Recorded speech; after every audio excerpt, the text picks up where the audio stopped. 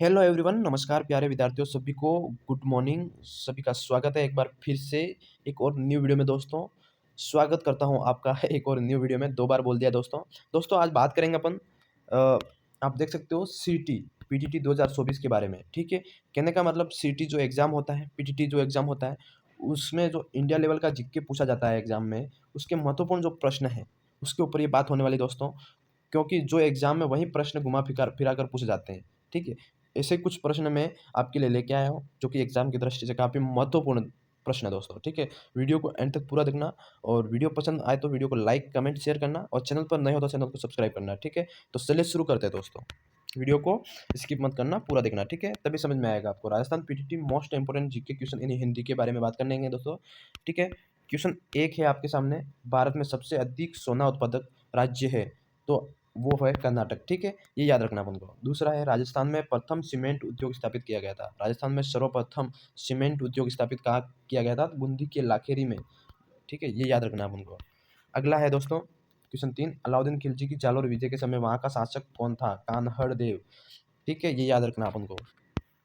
Question 4 की बात करेंगे। आबू के परमारों की राजधानी मतलब प्राचीन राजधानी थी। जो आबू में जो परमार राजवंश है उनकी प्राचीन राजधानी चंद्रावती थी। ये याद रखना अपन को। ठीक है, ये काफ़ी इंपॉर्टेंट प्रश्न है दोस्तों। अगला है, गदर पार्टी की स्थापना कहाँ हुई थी? गदर पार्टी की स्थापना अमेरिका में हुई थी दोस्तों। ये याद रखना है अपन को। ठीक है, क्वेश्चन 6 की बात करेंगे दोस्तों। एक यंत्र जो यांत्रिक ऊर्जा को विद्युत ऊर्जा में बदलता है, वो यंत्र कौन सा है? वो है ये डायनेमो। ठीक है, ये याद रखना है अपन को। अगला है, शांत बुर्जिल दर्रा किस राज्य में स्थित है? बुर्जिल दर्रा किस राज्य में स्थित है? तो जम्मू कश्मीर में। ठीक है, ये याद रखना है अपन को। अगला है, 8 राष्ट्रीय मैथमेटिक्स डे मतलब राष्ट्रीय गणित दिवस कब मनाया जाता है? तो 22 दिसंबर। ठीक है, 22 दिसंबर को मनाया जाता है, ये अपन को याद रखना दोस्तों। ठीक है, अगले बात करेंगे क्वेश्चन 9, बाला किला मतलब बाला किला राजस्थान में किस जिले में स्थित है? बाला किला राजस्थान के कौन से जिले में स्थित है? देखो यो आपको बी से बाला किला, बी से ये याद रखना है। बाला किला कहाँ है? तो अलवर में। ठीक है, अगला दोस्तों क्वेश्चन नंबर 10 की बात करेंगे। गोटारू व मणिहारी संबंध किससे है? प्राकृतिक गैस है ये दोस्तों। गोटारू एवं मणिहारी ये एक प्राकृतिक गैस है, नेचुरल गैस है। ठीक है, अगले बात करेंगे दोस्तों, राजस्थान का कल्प वृक्ष किसे कहते हैं? आप सभी को पता होगा, खेजड़ी को कहते हैं। ठीक है, ये याद रखना अपन को। क्वेश्चन 12 की बात करेंगे दोस्तों। चौहान राजवंश रणथंभौर शाखा का संस्थापक था। जो चौहान वंश का रणथंभौर शाखा हुआ था, उसका संस्थापक कौन था? गोविंद राज। ये याद रखना अपन को। ठीक है, अगली बात करेंगे दोस्तों 13, सुकुड़ी नदी किसकी सहायक नदी है? देखो सुकुड़ी नदी के बारे में पढ़ा होगा, वो किसकी सहायक नदी है? तो ये लूनी नदी की सहायक नदी है। ठीक है, ये याद रखना अपन को। अगला है, विश्व पर्यावरण दिवस, विश्व वर्ल्ड इन्वायरमेंट डे कब मनाया जाता है? तो 5 जून को मनाया जाता है, ये याद रखना अपन को। ठीक है, अगला है दोस्तों, लार किसके पाचन में मदद करती है? देखो लार जो अपन खाना खाते हैं, अपने मुंह में लार होती है, ये किसके पाचन में मदद करती है? तो ये स्टार्च को पाचन में मदद करती है। ठीक है, ये याद रखना अपन को। अगली बात करेंगे दोस्तों, सयानता की इकाई है, सयानता की इकाई है पॉइज। ये याद रखना अपन को। ठीक है, अगली बात करेंगे, ध्वनि की चाल अधिकतम होती है। ध्वनि की चाल अधिकतम होती है तो वो इस्पात में होती है। ठीक है, इस्पात में ही होती है, ये याद रखना अपन को। ठीक है, कुछ साइंस कैटेगरी के क्वेश्चन है और कुछ जीके हैं दोस्तों। ठीक है, 18 की बात करेंगे। लहसुन की विशेष गंध किसके कारण होती है? लहसुन में जो गंध होती है विशेष, वो किसके कारण होती है? सल्फर घटक के बारे में सुना होगा आपने, सल्फर घटक के कारण होती है। ठीक है, ये याद रखना अपन को। क्वेश्चन 19 की बात करेंगे। सुशीला कुमारी राजस्थान की किस रियासत की पूर्व राजमाता थी? देखो सुशीला कुमारी राजस्थान की किस रियासत की पूर्व राजमाता थी जिनका 11 मार्च 2023 को निधन हो गया था? ठीक है, 11 मार्च 2023 को निधन हुआ था, तो वो बीकानेर राजस्थान की बीकानेर रियासत की जो राजमाता थी। ठीक है, ये याद रखना है आपने को।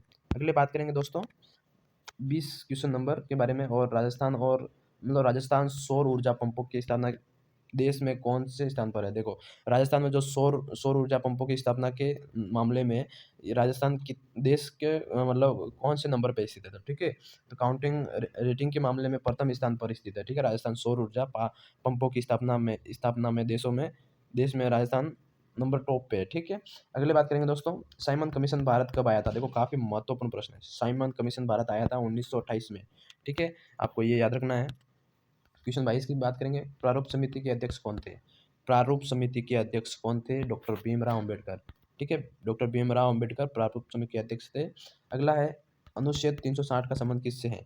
अनुच्छेद 360 का संबंध है वित्तीय आपातकाल मतलब पैसों से संबंधित आपातकाल। ठीक है, ये याद रखना अपन को। अगली बात करेंगे दोस्तों, 24 मंत्रिमंडल सचिवालय का प्रशासनिक प्रमुख कौन होता है? देखो मंत्रिमंडल सचिवालय का प्रशासनिक प्रमुख कौन होता है? तो वो होता है मुख्य सचिव, ये याद रखना है अपन को, ठीक है। अगली बात करेंगे दोस्तों, क्वेश्चन 25 की संविधान के किस अनुच्छेद में सर्वोच्च न्यायालय के गठन का प्रावधान है? संविधान का कौन सा अनुच्छेद है जिसमें सर्वोच्च न्यायालय के गठन का प्रावधान है? अनुच्छेद 124 में मतलब सर्वोच्च न्यायालय का गठन का प्रावधान दिया गया है। अगली बात करेंगे, कीका के नाम से लोकप्रिय थे, कीका के नाम से लोकप्रिय थे महाराणा प्रताप। देखो ये क्वेश्चन तो मैंने भी पहली बार पढ़ा दोस्तों, और महाराणा प्रताप के बारे में एक नई बात पता चली, वो है कि उनको कीका नाम से भी लोग पहचानते थे या बुलाते थे, ठीक है। तो एक इनका महाराणा प्रताप का एक शॉर्ट नाम की बात करें तो कीका, ये याद रखना है, एग्जाम में पूछा जा सकता है, काफी महत्वपूर्ण है। बात करेंगे दिवेर का प्रथम युद्ध कब हुआ था? दिवेर का प्रथम युद्ध हुआ था 1582 में, दिवेर का प्रथम युद्ध हुआ था दोस्तों। अगली बात है, कांचनगिरी का नाम ये है जालोर दुर्ग, कांचनगिरी नाम है ये, जालोर दुर्ग का कांचन नाम है, ठीक है दोस्तों। अगली है क्वेश्चन 29, किस प्रतिहार शासक ने जल समाधि ले ली? ऐसा कौन सा जो शासक था प्रतिहार जिसने जल समाधि ली थी? वो है नागभट्ट द्वितीय ने, नागभट्ट द्वितीय ने जल समाधि ले ली थी, ठीक दोस्तों। क्वेश्चन 30 की बात करेंगे, बिहार का गांधी किसे कहते हैं? देखो बिहार स्टेट है भारत का, उसका गांधी किसे कहते हैं? ये काफी महत्वपूर्ण है, डॉक्टर राजेंद्र प्रसाद को बिहार का गांधी कहा जाता है इनको, ठीक है। अगली बात करेंगे दोस्तों, कांग्रेस का प्रथम अधिवेशन कहाँ हुआ था? कांग्रेस का प्रथम अधिवेशन हुआ था मुंबई स्टेट में, ठीक है, ये याद रखना अपन को। अगली बात करते हैं दोस्तों क्वेश्चन 32 की, ठीक है, वो क्वेश्चन 31 था, ये क्वेश्चन 32 है दोस्तों। तो राजस्थान में सफ़ेद सीमेंट का उत्पादन कहाँ होता है? राजस्थान में सफ़ेद सीमेंट का उत्पादन गोटन में होता है, ठीक है, ये याद रखना अपन को। क्वेश्चन 33 की बात करेंगे दोस्तों, भारत में सर्वप्रथम आने वाले यूरोपियन किस देश के थे? भारत में सबसे प्रथम आने वाले यूरोपियन किस देश से? तो पुर्तगाल से थे, ठीक है, ये याद रखना अपन को। क्वेश्चन 34 की बात करेंगे, प्रयाग प्रशस्ति के रचयिता, जो प्रयाग प्रशस्ति उसके रचयिता थे हरिशैन, ये याद रखना, ठीक है, हरिशैन। अगली बात करेंगे दोस्तों क्वेश्चन 35, आर्य समाज के संस्थापक कौन थे? जो आर्य समाज के बारे में पढ़ते हैं उनके संस्थापक थे स्वामी दयानंद सरस्वती, ये याद रखना आप उनको, ठीक है। क्वेश्चन 37 की बात करेंगे, आधुनिक भारत का पिता किसे कहा जाता है? आधुनिक भारत का पिता कहा जाता है राजा राम मोहन राय दोस्तों, ये याद रखना, काफी महत्वपूर्ण प्रश्न है। राजा राम मोहन राय को आधुनिक भारत का पिता कहा जाता है, ठीक है। क्वेश्चन 37 की बात करेंगे दोस्तों, भारतीय संविधान संशोधन की प्रक्रिया, भारतीय संविधान संशोधन की प्रक्रिया किस देश के संविधान से प्रेरित होती है? भारत का जो संविधान संशोधन की करने की प्रक्रिया है, ये किस देश से मतलब प्रेरित करती है, संविधान से प्रेरित करती है? दक्षिण अफ्रीका, दक्षिण अफ्रीका का जो संविधान है उससे प्रेरित करती है, ये याद रखना अपन को, ठीक है।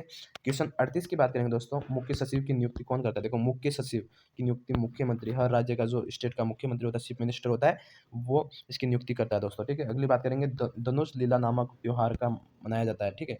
धनुष लीला नामक जो त्योहार है उसको कहाँ मनाया जाता है? तो अटरू बारा जिले में मनाया जाता है, ठीक है, ये याद रखना है अपन को। क्वेश्चन 40 की बात करेंगे, गोटमा मिठाई राजस्थान का कौन सा जिला विख्यात है? देखो गोटमा मिठाई के लिए राजस्थान का कौन सा जिला प्रसिद्ध फेमस है? वो है जैसलमेर, जैसलमेर में गोटमा मिठाई पाई जाती है दोस्तों, ठीक है, गोटमा मिठाई, ये याद रखना अपन को, ठीक है। अगली बात करते हैं दोस्तों क्वेश्चन 41, केकड़ा खाना किस जनजाति में प्रचलित है? वो है भोपा जनजाति में केकड़ा खाना प्रसिद्ध है दोस्तों, ठीक है। अगली बात करेंगे, मांगी बाई का संबंध था तेरह ताली नृत्य। और एक बात और बता दो, तेरह ताली नृत्य किस लोक देवता के समय शुरू हुआ था? ये बाबा रामदेव जो लोक देवता है उनके समय स्टार्ट हुआ था, ठीक है, ये भी याद रखना अपन को, ठीक है।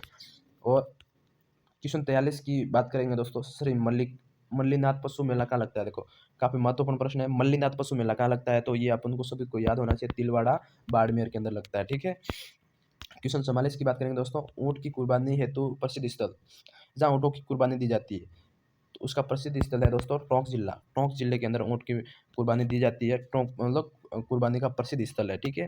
क्वेश्चन 45 की बात करेंगे तो खंडेलवाल जाति का कुल देवी कौन है? जो खंडेलवाल जाति है, खंडेलवाल की जाति, उसकी कुल देवी है शाकंभरी माता। शाकंभरी माता किसकी कुल देवी है? तो आप उनको याद रखना है, खंडेलवाल जाति की कुल देवी है, ठीक है। अगले बात करते हैं दोस्तों क्वेश्चन 46, अंधेरे उजालों की बावड़ी कहाँ स्थित है? अंधेरे उजाले की बावड़ी कहाँ स्थित है? तो वो है आबानेरी दोसा, जहाँ अंधेरा भी है तो उजाला भी है, ठीक है दोस्तों, ये याद रखना अपन को। अगली बात करेंगे दोस्तों क्वेश्चन 47, रूठी रानी के नाम से प्रसिद्ध रानी कौन सी थी? तो वो है उमादेव को रूठी रानी के नाम से भी जाना जाता था। काफी महत्वपूर्ण प्रश्न है दोस्तों, ये भी देखो एग्जाम में पूछा जाता है बार बार। क्वेश्चन 48 की बात करेंगे, हल्दी घाटी के युद्ध को खमनोर का युद्ध किसने कहा था? हल्दी घाटी को खमनोर का युद्ध किसने कहा था? तो अबुल फजल ने हल्दी घाटी के युद्ध को खमनोर का युद्ध कहा था। तो आपको ये याद रखना है कि खमनोर का युद्ध या हल्दी घाटी का युद्ध ये किसने कहा था? अबुल फजल। ठीक है, ये याद रखना है, प्रसिद्ध विद्वान है, उन्होंने लिखा है। ठीक है, क्वेश्चन 49 की बात करेंगे, राजस्थान का क्रांतिकारी भामाशाह किसे कहा जाता है? राजस्थान का जो एक क्रांतिकारी भामाशाह की बात करेंगे दोस्तों, तो सेठ दामोदर दास राठी, इन्होंने ये भामाशाह के नाम से प्रसिद्ध है और एक क्रांतिकारी भामाशाह है। ठीक है, ये याद रखना अपन को। ठीक है, अगली बात करेंगे दोस्तों क्वेश्चन 50 के बारे में, मेवाड़ का गांधी किसे कहा गया? मेवाड़ का गांधी मोतीलाल तेजावत।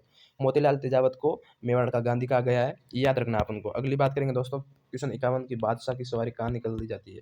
एक बादशाह की सवारी निकाली जाती है, वो है कोटा के अंदर निकाली जाती है, ये याद रखना अपन को। ठीक है, अगली बात करेंगे दोस्तों क्वेश्चन 52, कृष्ण के शीश की पूजा कहाँ की जाती है?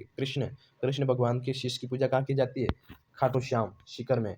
आपने खाटू श्याम धाम सुना होगा दोस्तों, वहाँ पे भगवान कृष्ण के शिष्य की पूजा की जाती है, ये याद रखना अपन को। ठीक है, अगला है दोस्तों 53, त्रिनेत्र गणेश का मंदिर कहाँ स्थित है? त्रिनेत्र मतलब भगवान के 3 नेत्रों का मंदिर कहाँ स्थित है? वो है रणथंभौर सवाईमाधोपुर में भगवान त्रिनेत्र का मंदिर, भगवान गणेश का त्रिनेत्र का मंदिर स्थित है दोस्तों, सॉरी। ठीक है, ये याद रखना अपन को।